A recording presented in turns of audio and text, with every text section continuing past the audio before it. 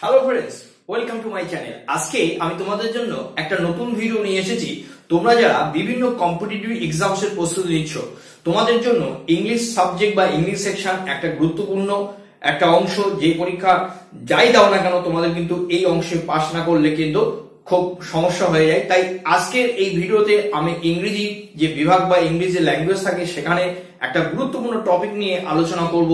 আজকের টপিক কিন্তু error correction. তোমরা যারা এই চ্যানেল আজকে প্রথম এই চ্যানেলে এই ভিডিও তোমরা দেখছো, আমি অনুরোধ করব চ্যানেলটি সাবস্ক্রাইব করবে আর পাশে নোটিফিকেশন বাটনটি প্রেস করতে ভুলবে না, কারণ আবার যখন আরেকটা ভিডিও আপলোড করব খুব সহজে তোমাদের কাছে পৌঁছে যাবে। তাহলে আজকে এই টপিকের উপরে যে আমি ভিডিওটা নিয়ে এসেছি, চলো আজকে শুরু করি, দেখি কি আছে। তাহলে দেখো, আজকে আমি এরর কারেকশন সেট 3, তোমরা নিশ্চয়ই দেখছো সেট 3 কেন লেখা, কারণ এর আগে আমি 1 এবং 2 সেট 1 and 2 আমি দুটো সেট অলরেডি আপলোড করে দিয়েছি। তোমরা যদি সেই ভিডিওগুলো দেখে না থাকো তোমরা দেখে নিও। আর আজকের সেট 3। তাহলে আজকে যে প্রশ্নগুলো আছে সেই প্রশ্নগুলো নিয়ে আলোচনা করব। তোমরা ভিডিওটি স্কিপ করবে না, শেষ পর্যন্ত দেখবে। আশা করছি তোমাদের পরীক্ষার প্রস্তুতিতে কাজে লাগবে। তাহলে দেখো, কোশ্চেন নম্বর 1 কি লেখা আছে দেখো, his boss will punish him if he does it or not know error. তাহলে তোমরা জানো এই এরর কারেকশনে যে পার্ট ওয়াইজ আমাদেরকে আইডেন্টিফাই করতে হয় সেখানে কোনো গ্রামাটিক্যাল মিস্টেক আছে কিনা। পার্ট এ লেখা আছে দেখো, হিজ বস উইল। তাহলে এখানে এই পার্ট এ, এখানে আমাদের চোখে কিন্তু এখনো ভুল ধরা পড়ছে না। পানিশ হিম এখানেও ভুল ধরা পড়ছে না, তার কারণ উইল এবং পানিশ এই ক্ষেত্রে কিন্তু আমরা উইলের সাথে পানিশ, কারণ পানিশটা একটা রুট ফর্ম এবং প্রেজেন্ট টেন্সে আছে বলতে পারো। তাহলে উইলের সাথে রুট ফর্ম বা বেস ফর্ম বা প্রেজেন্ট ভার্ব ফর্ম বসে আমরা জানি। এবার দেখো চলে যাই পার্ট সি। পার্ট সি তে দেখো লেখা আছে if he does it or not. এবার পার্ট সি যদি আমরা দেখি, দেখবে এখানে লেখা আছে if he does it or not. তাহলে এখানে এই পার্টে ভুল আছে। কোথায় ভুল আছে দেখো, এখানে এই ইফ শব্দটা ভুল আছে, কারণ এখানে এই পার্ট সি তে দেখো অর আছে। তাহলে ইফ প্লাস ইফ অর, এই ইফ অর এই স্ট্রাকচারটা কিন্তু ভুল আছে। এখানে এখানে যদি আমরা এরকম থাকতো অর্থাৎ ওয়েদার, তাহলে কিন্তু ঠিক আছে, কারণ যেহেতু অর আছে। তাহলে এখানে ইফ এর পরিবর্তে ওয়েদার যদি থাকতো তাহলে গ্রামাটিক্যাল মিস্টেক হতো না। তাই এখানে যেহেতু ইফ আছে এবং গ্রামাটিক্যাল মিস্টেক আছে, তাহলে বুঝতেই পারছো পার্ট সিটা ভুল আছে। তাই পার্ট সি আমাদের জন্য সঠিক অপশন। আমি পার্ট সি তে আমরা দাগ দিলাম। এবার দেখো question number 2, my father will not give me books unless I do not ask him. যদি ভুল না হয় তাহলে পার্ট ডি হবে, কারণ এখানে লেখা আছে দেখো নো এরর। এবার পার্ট এ তে কি লেখা আছে দেখো, মাই ফাদার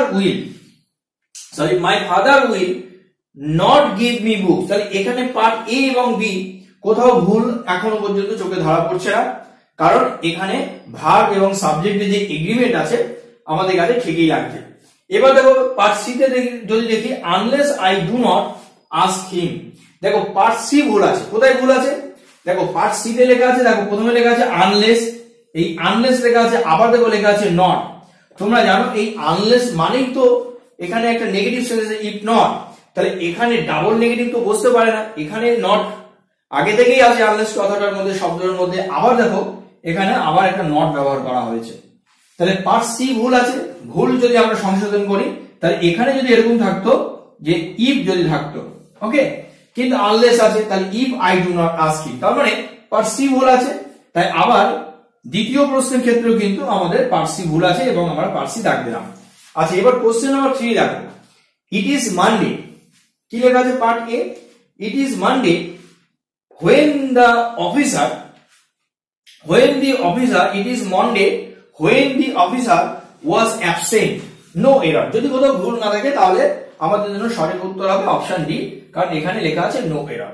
আচ্ছা, ইট ইজ মানডে, দেখো যদি পার্ট এ দেখি ইট ইজ মানডে, এখানেও কিন্তু সাবজেক্ট ভার্বের এগ্রিমেন্টে কোথাও ভুল নেই, তার কারণ ইট ইজ মানডে কোথাও ভুল পাচ্ছি না। when the officer, এখানে একটা সাব ক্লজ আছে কিন্তু আমরা এখনো বুঝতে পারছি না ভুলটা কোথায় আছে। when the officer was absent, দেখো এই was absent পুরো বাক্যটা যদি দেখি তাহলে এখানে সোমবার, সেই সোমবার থেকে কিন্তু অফিসার অ্যাবসেন্ট আছে, এটা বোঝানো হচ্ছে। তোমরা জানো যে পয়েন্ট অফ টাইম আর পিরিয়ড অফ টাইম দুটো টাইম ফাংশন আছে। সেখানে কিন্তু পয়েন্ট অফ টাইম যখন হয় তখন আমরা সিন্স ব্যবহার করি, আর পিরিয়ড অফ টাইম হলে কিন্তু আমরা ফর ব্যবহার করি। এই যে হোয়েন ব্যবহার করা যে শব্দটা, এখানে কিন্তু এই হোয়েন এর পরিবর্তে আমাদের লিখতে হবে কি, সিন্স লিখতে হবে। অর্থাৎ সিন্স যদি থাকে তাহলে সঠিক হবে, কিন্তু যেহেতু সিন্স নেই, আছে হোয়েন, তাহলে বুঝতে পারছো পার্ট বি টা ভুল আছে, তাই আমরা পার্ট বি তে দাগ দেবো। আচ্ছা, এবার কোশ্চেন নাম্বার 4, 4 নম্বর প্রশ্নটা কি আছে দেখো। It is nothing else, it is nothing else than joy. তাহলে এখানে দেখো লেখা আছে ইট ইজ, পার্ট এ তে কোথাও ভুল নেই। বি তে লেখা আছে দেখো নাথিং এলস, এই নাথিং এলস এখানেও কোথাও ভুল নেই, কিন্তু সমস্যাটা হচ্ছে এই যে পার্ট সি, এই পার্ট সি তে দেখো লেখা আছে দ্যান। এই নাথিং এলস এর সাথে কিন্তু এবার দ্যান বসবে না, তাহলে কি বসবে, নাথিং এলস এর সাথে কিন্তু বাট বসবে। তাহলে এখানে যেহেতু দ্যান আছে তাই পার্ট সি ভুল আছে, এবং ভুল এই পার্ট সি আমাদের সঠিক অপশন। আচ্ছা, এবার কোশ্চেন নাম্বার 5 বা 5th কোশ্চেন কি আছে দেখো। We do not doubt whether she will pass the exam, no error। Part A কি লেখা আছে দেখো, যে উই ডু নট ডাউট, তারপরে পার্ট বি কি লেখা আছে, whether she will pass, আর পার্ট সি লেখা আছে the exam। তাহলে পার্ট এ তে কোথাও ভুল নেই, পার্ট বি তে ভুল আছে। কোথায় ভুল আছে, পার্ট বি তে কোথায় ভুল আছে দেখো, উই ডু নট ডাউট। আমরা ডাউট বলতে কি বোঝাই, যে সামথিং মে নট ট্রু বা সামথিং ইজ আনসার্টেন। তাহলে এখানে ওয়েদার এর কথাটা আর কিন্তু কোনো গুরুত্ব নেই, কারণ এখানে যেহেতু বলছে ডু নট ডাউট, তাহলে এখানে এই ওয়েদার শব্দটার পরিবর্তে কিন্তু লেখা উচিত দ্যাট, কিন্তু আছে ওয়েদার। তাহলে এই পার্ট বি টা ভুল আছে এবং আমরা পার্ট বি দাগ দিলাম। এবার চলো দেখে নিই এর পরের প্রশ্নগুলো কি আছে।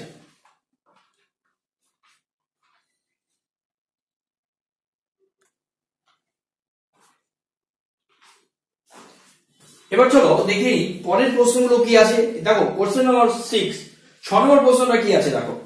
Lady Macbeth doubts that Macbeth will fail in his action. তারপরে লেখা আছে দেখো নো এরর। তাহলে পার্ট এ কি লেখা আছে, লেডি ম্যাকবেথ ডাউটস। আচ্ছা, পার্ট বি কি লেখা আছে, দ্যাট ম্যাকবেথ উইল ফেইল। আর পার্ট সি লেখা আছে in his action. Part D লেখা আছে নো এরর। তাহলে পার্ট এ আমরা যদি দেখি, লেডি ম্যাকবেথ ডাউটস, দেখো সাবজেক্ট এবং ভার্ব যে এগ্রিমেন্ট, সেখানে কিন্তু কোথাও ভুল নেই, কারণ লেডি ম্যাকবেথ থার্ড পারসন এবং সিঙ্গুলার, এবং এটা প্রেজেন্ট কন্টেক্সটে আছে। খুব সহজে এটা কিন্তু সিম্পল প্রেজেন্ট টেন্সে আছে এবং এটা ডাউটস আছে। তো এস বা ইএস যোগ হয় আমরা জানি ভার্বের সাথে, তো ওখানে ঠিক আছে। দ্যাট ম্যাকবেথ উইল ফেইল, এখানে লেখা আছে দেখো দ্যাট ম্যাকবেথ উইল ফেইল, মানে ম্যাকবেথ ব্যর্থ হবে। আর পার্ট সি লেখা আছে ইন হিজ অ্যাকশন, কোথায় কিসে ব্যর্থ হবে, তার যে কাজ, তার যে চিন্তা ভাবনা বা অ্যাকশন, যা কাজ। আর যদি কোথাও ভুল না থাকে নো এরর। কিন্তু এখানে দেখো ডাউটস, এখানে কিন্তু দ্যাট ম্যাকবেথ আছে।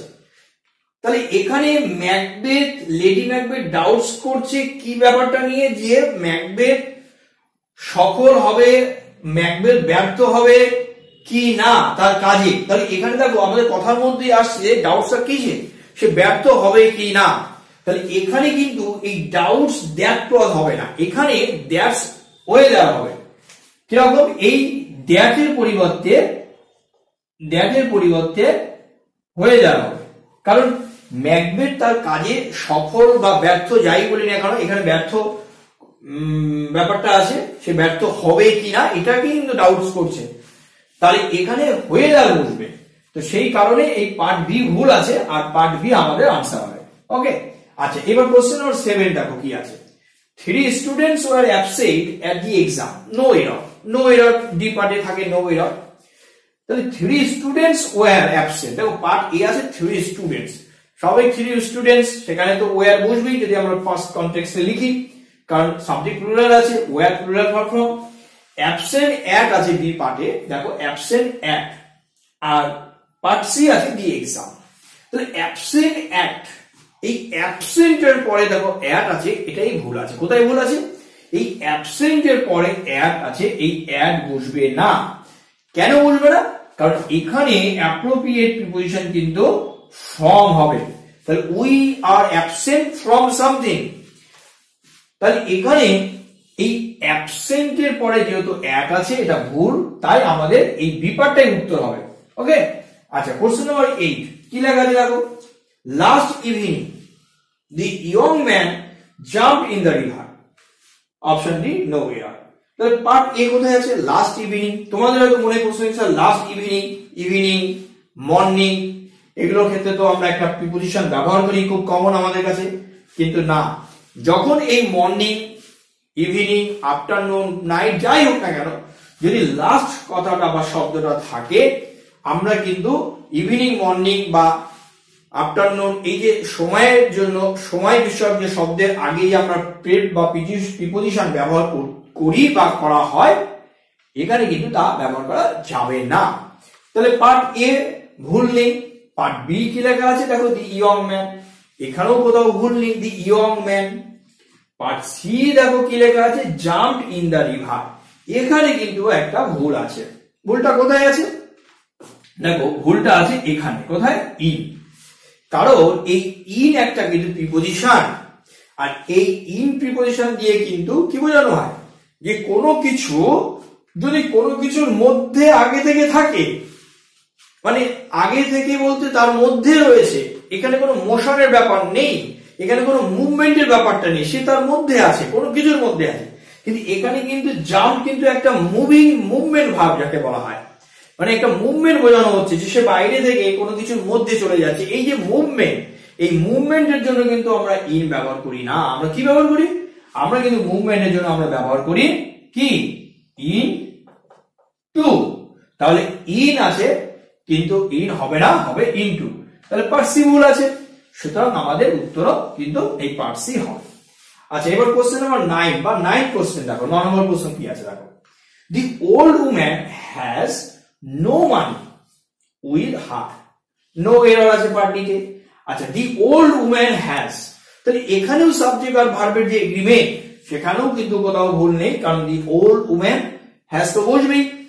নো মানি, এখানেও কোথাও ভুল নেই, কারণ মানি তো আর কাউন্টেবল নাউন নয়। পার্ট সি আছে দেখো, উইথ হার, এখানে ভুল আছে। কোথায় ভুল আছে, এখানে দেখো উইথ হার, এখানে আমরা দেখতে পাচ্ছি প্রিপোজিশন উইথ ব্যবহার করা হয়েছে, উইথ, এখানে কিন্তু উইথ বসবে না। এখানে এখানে যে সেন্সটা আছে যে তার সাথে কোনো কিছু আছে এরকম নয়, সে সেটাকে ক্যারি করতে পারছে, বলতে তার টাকার যে ব্যাপারটা, যে টাকাটা যদি কারোর কাছে থাকে সেই টাকাটা তার সাথে সাথেই এরকম ব্যাপার না, মানে টাকাটা তাকে ক্যারি করতে পারবে না, ক্যারিবল মানি কিনা, সেই সেন্সে কিন্তু বোঝানোর জন্য আমরা মানি এটা কিন্তু উইথ হার ব্যবহার করি না। কেন ব্যবহার করি না, আমরা কিন্তু ব্যবহার করি অন ব্যবহার করি। তাহলে এখানে এই উইথ প্রিপোজিশনের পরিবর্তে কিন্তু বসবে অন, কারণ মানি অন হার মানে বোঝানো যাচ্ছে যে তার কাছে টাকা পয়সা আছে কিনা, এখানে কিন্তু উইথ বসবে না। তাহলে বুঝতে পারছো পার্ট সি ভুল আছে, তাই পার্ট সি আমরা দাগ দিলাম। Question number 10, the court gave him an opportunity of pleading. Part A, the court gave him. Part B, an opportunity. Part C, pleading. আর part D, no error. দেখি কোথায় ভুল আছে বা ঠিক আছে কিনা। the court gave him, part A কি লেখা আছে দেখো, the court gave him, তাহলে এখানে কিন্তু কোথাও ভুল নেই। পার্ট বি আছে an opportunity of, part C আছে প্লিডিং, তাহলে এখানে পার্ট বি তে ভুল আছে। কোথায় ভুল আছে দেখো, an opportunity of আছে, এই অপরচুনিটি কিন্তু অফ বসবে না, কারণ তোমরা জানো যে অপরচুনিটি কিন্তু অফ বসবে না, opportunity for something or to do something, ঠিক আছে। তাহলে এখানে অপরচুনিটি অফ লেখা আছে, অফ বসবে না। অপরচুনিটি শব্দটার পরে আমরা লিখতে পারি ফর দিতে পারি অথবা টু প্লাস ভার্ব লিখতে পারি। তাহলে এই অফ ব্যবহার করা হয়েছে এবং এটা ভুল আছে, তাই আমরা পার্ট বি দাগ দিলাম।